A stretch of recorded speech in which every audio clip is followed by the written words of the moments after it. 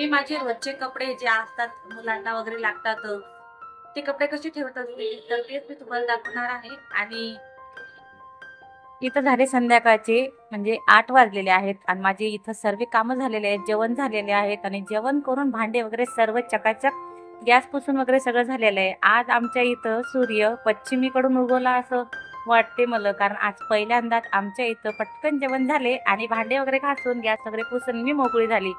नाहीतर आमच्या इथं 10-11 वाजता जेवण होतात आणि त्यामुळे मला भांडे म्हणजे घासणंच होत नाही. तर मी कधी पण सकाळी भांडे घासते आणि बाहेर भांडे घासावे लागतात म्हणून मी सकाळीच घासते. आतल्या आत जर भांडे घासायचे असले तर मग मी रात्रीच घासून घेत होती, पण बाहेर जाऊन घासायला लागतात म्हणून मग मी इथं सकाळीच घासते. पण आज लवकर झालेत. आता इथं उद्या सकाळी शाळा आहे ना, म्हणून मी मुलींचे डबे वगैरे सगळे असे रिकामे स्वच्छ पुसून रेडी करून घेतलेत आणि भांडे इथं स्वच्छ असे घासून घेतलेले आहेत. चला तर मग सकाळ भेटते. तर इथं झालेली अशी सकाळ आणि दूध वगैरे आणलेला आहे. आम्ही एखाद्या वेळेस रात्रीच दूध आणत असतो, पण जेव्हा टाइम भेटला तर मग सकाळीच आणत असतो. जसं होईल तसं दूध येते घरात. आता इथं काढून घेते म्हणलं 2 पॅकेट, 1 लिटर येते किंवा अर्धा लिटर येते, जसं जसा बजेट आपला असला तसा येते दूध. तर इथं टाकून घेते. आणि तुम्ही पण जेव्हा पॅकेटमध्ये दूध आणता तेव्हा त्याला असंच टाकून नका देत जाऊ, त्याच्यात पाणी वगैरे टाकून ना थोडंसं खंगाळून मग त्यात पुन्हा टाकत जा. कारण जे पॉलिथिनला जे दूध वगैरे असते ना ते त्यात सर्व निघून जाते आणि मग आपले फुल पैसा वसूल असं म्हटलं तरी चालेल असं होते. तर तुम्ही पाहू शकता मी असं पाणी टाकते आणि नंतर मग ते पूर्ण करून आता इकडं दूध गरम करायला ठेवलं मोठ्या गॅसवर आणि एकीकडे मांडलेला आहे चहा. आता मी चहा पित नाही कारण माझ्या दाढीचा प्रॉब्लेम आहे मला, म्हणून मी फक्त मोजकाच चहा मांडलेला आहे. चहा वगैरे झाल्याच्या नंतर त्यांना चहा दिला आणि त्यानंतर इकडं लागले मी सकाळी कामाला. म्हणजे आता गणपतीची धावपळ होती, सर्व्हिस धावपळ होती, तर थोड्याफार कामाला आपलं दुर्लक्ष होत होतं. माझं होत होतं दुर्लक्ष, म्हणून म्हटलं चला आता चादरा वगैरे धुतला. मी तुमच्यासोबत व्हिडिओ पण शेअर केला. चादरा वगैरे धुतल्या, त्या काढून वगैरे घेते म्हटलं. छान वाळल्यात त्या, कारण ऊनच आहे आमच्या इथं कालपासून. त्या चादरा पण एकदम छान वाळलेल्या आहेत. आणि एक दिवस पहिले मी कपडे पण खूप सारे धुतले होते, कारण शनिवार असलं ना तर थोडं आपलं करण्यात नाही का उशीर पाशीर होतो. त्यामुळे ना कपडे वगैरे मी तसेच पडू देत असते आणि मग एकदा धुवून टाकत असते. ज्या दिवशी ऊन जास्त आलं ना त्या दिवशी धुवून टाकत असते, म्हणजे मग वाळले की आपल्याला पटकन घेता येतात. कारण मग वाळवायची फजिती होती की कुठं वाळवावं. जर पाऊस असला तरी पण आपण कपडे धुतले तर वाळवायची फजिती होती, म्हणजे वाळत नाही आणि वास पण येतो, म्हणून मग तो प्रॉब्लेम होतो, म्हणून मी धुत नाही. आणि ज्या दिवशी ऊन आलं जास्त त्याच दिवशी मी कपडे वगैरे धुते. आता इथं बरेच दिवस झाले होते मी बेडशीट पण बदलली नव्हती, ती पण बदलून घेतली आणि जे कपडे होते दोरीवरचे वाळलेले ते पण आणून घेतले. चला म्हटलं आता मी जे रात्री भांडे वगैरे घासून घेतले होते ते मांडून घेते. आता बरेच भांडे इथं आपल्याला चहाला लागतात, तर आजचे काही थोडेफार सुरलेले भांडे असतात जे रिकामे करून आपण करून ठेवतो, कढई मधलं काढून घेतो, ते पण भांडे मी इथे घेतले. आणि ते पण भांडे आता राहिलेले आहेत धुवायचे, पण म्हटलं चला रातचे जे भांडे होते ते पहिले मांडून घेते, कारण मग आपल्या चिल्लर चालर कामच आपल्या मागे खूप सारे असतात, ते मांडून घेते म्हणलं पहिले. भांडे मांडता मांडता एक विचार आला, म्हटलं चला आता आपण युट्यूबवर काम करत आहे, पण माझी व्हिडिओ कशी येत आहे, काय येत आहे, मला जमत आहे की नाही हे मला माहित नाही. कारण आपलं स्वतःला समजत नसते की आपण म्हणजे पद्धतशीर येत आहेत की नाही काय. म्हणजे तसं पण मला मोबाईल वगैरे ठेवायला सध्या तरी काय आहे नाही. घ्यायचंच होतं, ऑर्डर केलं होतं पण मी ते कॅन्सल केलं. तर सध्या तर ते घेतलं नाही मी फोन वगैरे ठेवायचं, म्हणजे सेल्फी स्टिक वगैरे काही घेतली नाही. तर तसेच मी जसं होईल तसं शूट करत असते आणि मला माहीत नाही की माझे व्हिडिओ कसे येतात आणि कसे शूट होतात, पण तरी पण मी अपलोड करते आणि चांगल्यात चांगलं व्हिडिओ शूट करायचा प्रयत्न करत असते. तर इथं जे कपडे वगैरे काढले होते ते पण इकडं घडी मारून घेते म्हटलं, कारण भांडे वगैरे झालेत मांडणं. हे आपली जी चिल्लर चालल्यार गोष्टी आहेत ना, आपण हे पसारा असाच पडू दिला की खूप सारा पसारा पडतो. कारण हे जर छोट्या मोठ्या गोष्टी आहेत ना ते करून घेतल्या पटकन की आपण पण मोकळं होतो. आता जे पण उलटे कपडे आहेत ना ते सरळ करून घ्यायचे आणि तेव्हाच घडी मारून ठेवायचे. मी माझे रोजचे कपडे जे असतात मुलांना वगैरे लागतात ते कपडे कसे ठेवत असते तर तेच मी तुम्हाला दाखवणार आहे. आणि ज्या 2 साईड अलमाऱ्या आहेत त्याच्यामध्ये जे आपले नवीन कपडे किंवा आपण कधी कुठं जाताना घालतो असे कपडे ठेवत असते.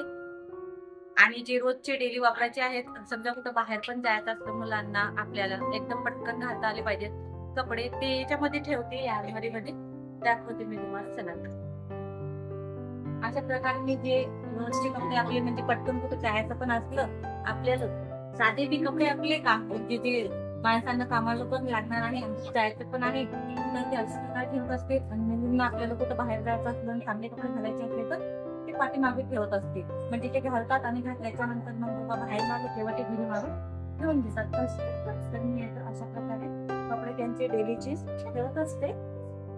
असे रोजचे म्हणजे चांगले आणि रोजचे कपडे हे सगळे सोबतच असतात माझ्या इथं. आणि त्याच्यामध्ये जे आहे ना ते मुलींचा प्रोजेक्टचा सामान आहे. म्हणजे तो घेतो म्हणून असं साईडला वगैरे ठेवलेला आहे. आणि इथं मी माझ्या मुलांची बुक वगैरे ठेवलेली आहेत. एक्स्ट्राची म्हणजे तेच ठेवतात आणि पिरियड जसे त्यांना लागतात तसे ते घेतात. आणि जसं त्यांना जे पिरियड असतात ते घेतात आणि जे नाही निघाले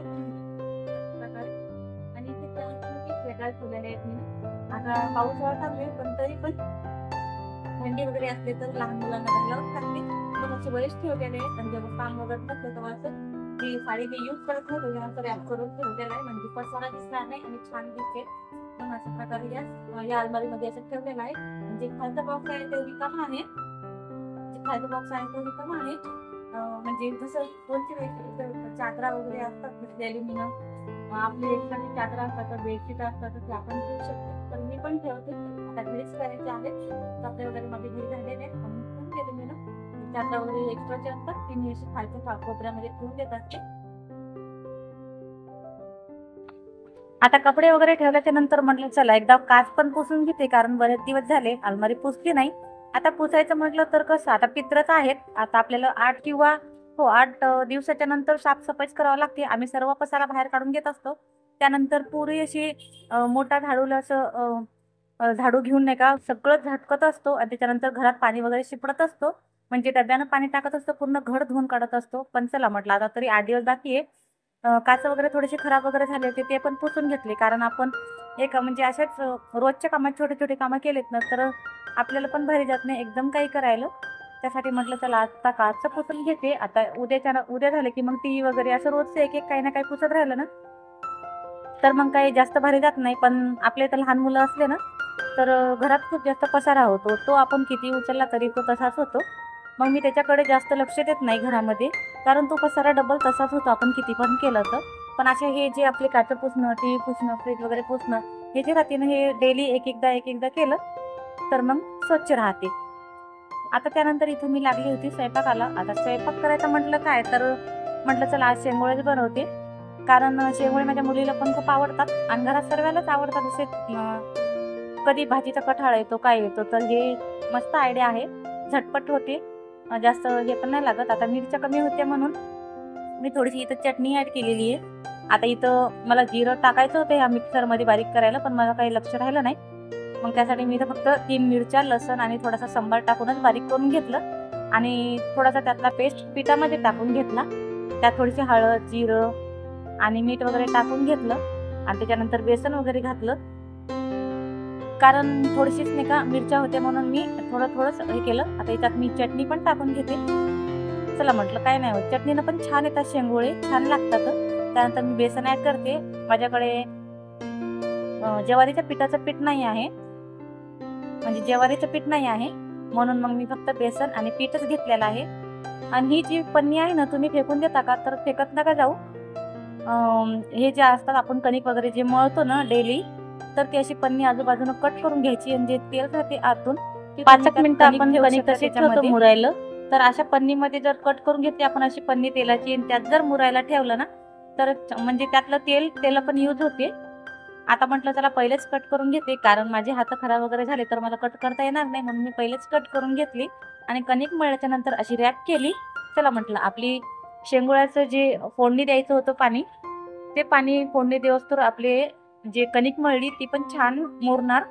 तर झाला मग मी इकडं लागली शेंगोळ्याची फोडणी द्यायला. तर इथं सगळ्यात पहिले तेल घेतलं आणि त्यात जिरं मोहरी वगैरे टाकून घेतली. आणि जे लसण मिरची आणि संबारचा पेस्ट केला होता ते पण त्यात ॲड केलं. ते ॲड केल्याच्या नंतर इथं टाकली थोडीशी हळद टाकल्यानंतर थोडीशी चटणी पण घातली.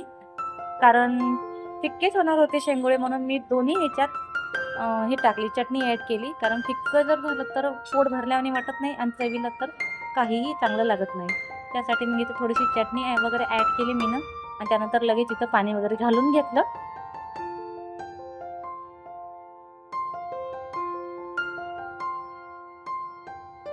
त्यानंतर ज्या मिक्सरमध्ये बारीक केलेलं होतं त्याच्यामध्येच पाणी घालून पुन्हा आपण टाकू, कारण त्याच्यातला आजूबाजू जे पेस्ट असते ना तो पण त्यात ऍड होतो.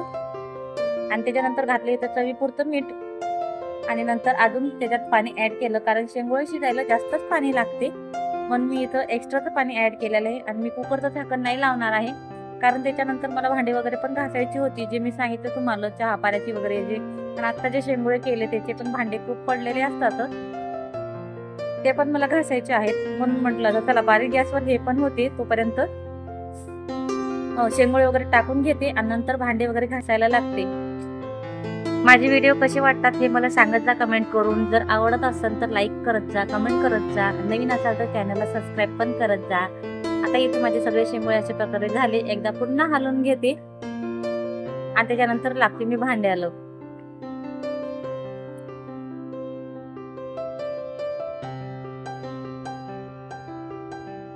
बारीक गॅसवर शेंगोळे होईपर्यंत माझे इकडे भांडे वगैरे सर्व झालेले आहेत. आणि त्याच्यानंतर शेंगोळे बघते झाले की नाही. तर आजचा व्हिडिओ कसा वाटलाय कमेंटमध्ये नक्की सांगा. आणि मी काय सुधारू शकते माझ्या व्हिडिओमध्ये हे पण मला कमेंट करून नक्की सांगत जा. छान मस्त झालेले आहे शेंगोळे. इथं बारीक गॅसवरच शिजू दिले होते, एकदम छान झालेले आहेत. आणि चला तर मग आजचा व्हिडिओ इथं एंड करते. भेटूया पुढच्या व्हिडिओमध्ये. Bye bye.